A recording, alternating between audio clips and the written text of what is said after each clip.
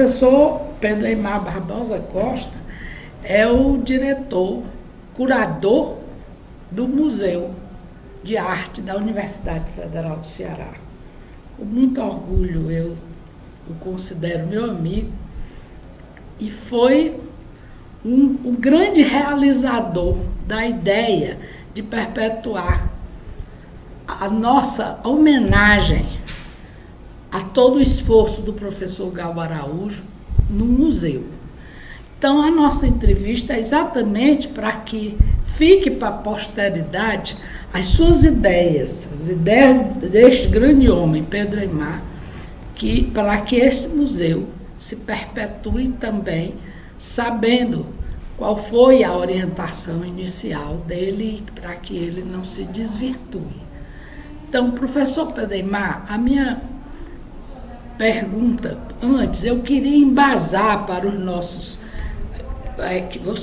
nossos alunos, os nossos visitantes, o valor da exposição de peças antropológicas, o valor, enfim, de uma exposição de um museu para a cultura.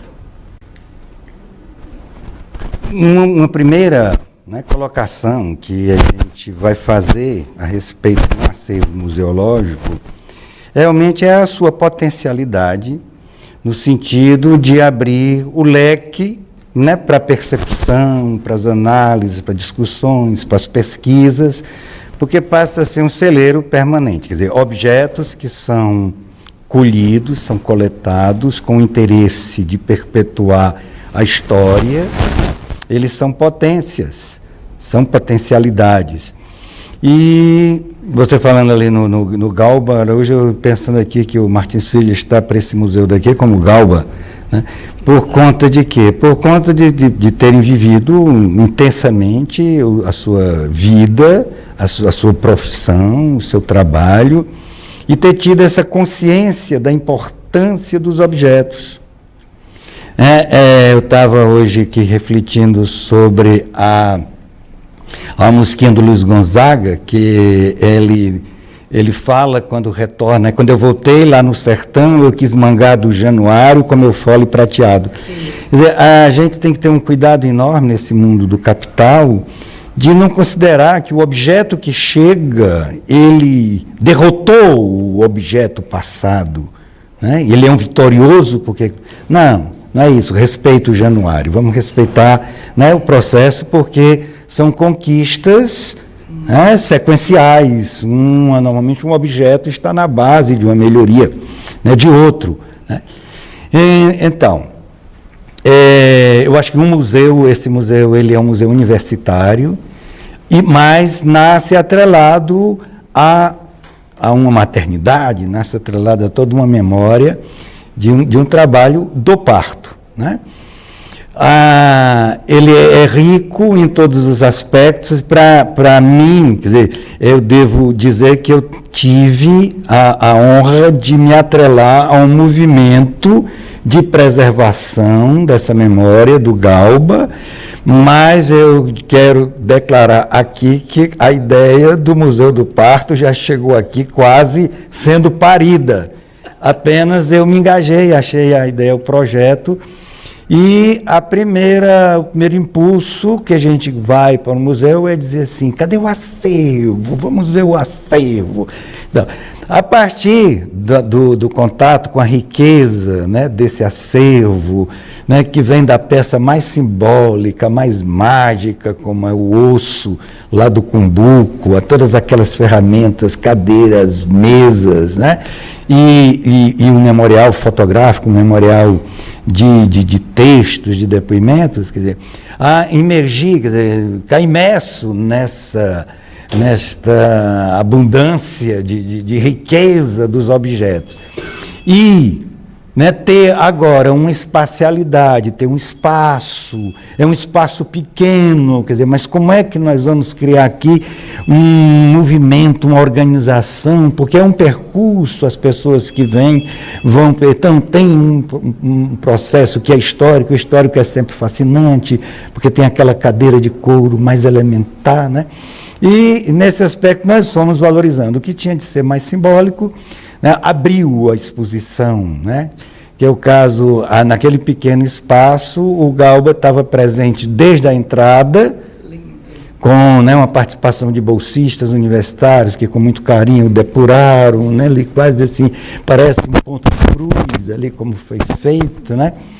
Depois a gente, por exemplo, o museu precisava de uma força simbólica de entrada. E aquelas fotos que a gente via, aquele documentário do Galba, todas aquelas mulheres, todos aqueles meninos nascidos, e ali como um rito de iniciação, um rito de entrada, aquele osso que era requisitado, né, mágico, porque né, ele merecia realmente um lugar de destaque. Já o painel, havia a previsão do painel contendo, né, todos esses personagens. E aí foi um problema de adequação, de discussão com a Sílvia, que estava chegando aqui com o prato quase feito já, e a gente a pensar como materializar, quer dizer, como dar forma significativa, o que é que merecia ir para a parede, o que é que merecia ser suspenso, o que é que devia estar na ordem, na sequência, né? Mesmo sendo um espaço pequeno. E depois, ao fundo, aproveitando um vidro e que é transformado em vitral, é uma janela que vai ser transformada em vitral, aparece aquela panorâmica, né, que é um conjunto de nascimentos, ali é uma multiplicação do nascer, né? Então, o que me impressionou, por exemplo, a gente curar, quer dizer, querer montar um museu, quando a gente louva o Martins Filho, a gente diz aqui que são os espaços, os núcleos de coleta que ele teve, foi isso, papapá. Quer dizer, é muito bom quando a gente já encontra uma memória encaminhada, né? Então, uma memória guardada, esse respeito pelo objeto, e como é rico se fazer um trabalho de organização quando todos esses partícipes, esses personagens, eles são também simbólicos, né? Porque tudo isso vem de uma vida de dedicação, de uma cultura que vem montando. Então foi assim um pensar, quer dizer, com pequenos compartimentos, mas feito com muito carinho e com uma ajuda significativa, uma participação significativa da Sílvia, porque foi quem chega aqui com toda essa proposta, né? Eu tive uma participação, acho que teve momentos que são muito, muito agradáveis e, né, esse é um trabalho que só tem começo, só tem início, porque na medida em que vai se inserindo na questão do ensino, da pesquisa, né, aquelas peças têm um poder de motivação, né? E sempre é essa questão da renovação e da pesquisa, mas do respeito, quer dizer, né? Vamos mangar com os nossos 8 baixos, mas vamos respeitar os januários dos 8, porque foram os esforços e a inteligência e a sensibilidade. Mesmo que você diga assim, mas isso era uma violência, sim, mas era num caminho, numa busca de resolver um problema, né, de dar vida, quer dizer, esse do nascer. Participar de um parto, de um museu do parto, foi realmente uma gestação rápida, mas prazerosa. Né? Prazerosa. O senhor falou nesta novidade do respeitar o januário, mas aceitar as novas descobertas. Eu quero participar, o senhor, que nós montamos um blog com o Museu do Parto, que maravilha. Do qual esta sua entrevista vai ser o corolário. Então, a minha pergunta, que é para ser inserida neste blog, a opinião desse personagem tão importante que é o professor Pedro Eymar, para o museu, é com a sua reação da divulgação do acervo, ou seja, que o acervo, em vez de ser estático, ele passou a ser dinâmico. E qual é a sua opinião realmente, de fato, a respeito disso? Veja, o museu é um museu científico. É um museu científico. As peças que estão ali todas elas foram produzidas para resolver um problema, né, de natureza médica, de ajudar, facilitar, quer dizer, toda uma busca de, né, que tem muito mais expansão, você que é da área sabe muito mais, né, que tem. E muitas dessas informações, elas podem ser colhidas, né, através de uma informação, de uma fonte online, por que não? Né? A possibilidade dos textos, a inserção de pesquisas, eu acho que é onde o museu, quer dizer, veja, o Museu de Arte da Universidade, ele nasce como extensão, não nasce atrelado ao estudo da história, ao estudo da técnica, ao estudo da pintura, quer dizer, não. Né? O Martins Filho tinha consciência desse aspecto extensionista. Mas o museu é montado, o Museu do Porto é montado em cima de um rastro de pesquisa. Então, aqueles objetos contam a história do próprio processo de evolução, né, dentro de uma instituição que teve um olhar diferenciado e maiúsculo para a questão do parto. Né? Uma maternidade que se tornou popularíssima em Fortaleza, referência. A cidade toda corria, era uma referência, graças a esses criadores que deram este perfil. Então, atrelado a esse processo de pesquisa, há muita informação. Aqueles objetos, eles atraem, eles chamam a atenção, eles fazem referências a épocas, mas eles são palpitantes, porque ele mostra sempre uma questão. E nem sempre é possível você estar visitando. Né? Mas à medida que ele é visto e é explorado, e aí vem todo hoje um recurso de imagens, de fotos, quer dizer, se a foto já multiplicava, imagine o vídeo agora, esses objetos sendo... Né? E eu acho que o grande é abrir não só o horizonte para a curiosidade, mas principalmente para a pesquisa. E eu acho que é nesse ponto que ele vem com a sua vertente, com a sua impulsão universitária.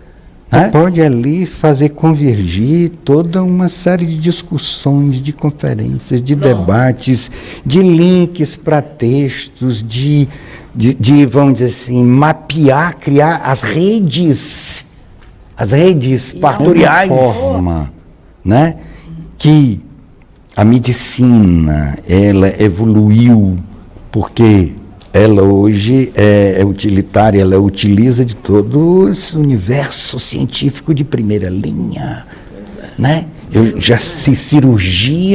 Se faz cirurgia com um aparelhinho lá dentro, você dizendo onde trisca. Ora, se isso é utilizado numa própria interferência, meu Deus do céu, quer dizer, toda esta cultura, todas estas novidades, tudo isso, e que for vinculado à questão do parto em primeira instância, porque depois é a medicina como um todo. Lógico. Mas quantos núcleos, eu acho que é a rede, né? Estão com o núcleo de restauração. Podia pedir depois, Silvia, um diagnóstico das peças. O que é uma análise, aí veja, o couro daquele, como é que faz para tratar, quer dizer, para preservar, quer dizer, começar a ter também uma preocupação nessa área, porque não só é necessária, como também fica-se defeso. Que agradeço a oportunidade de estar, mais uma vez, em sintonia com a causa deste museu.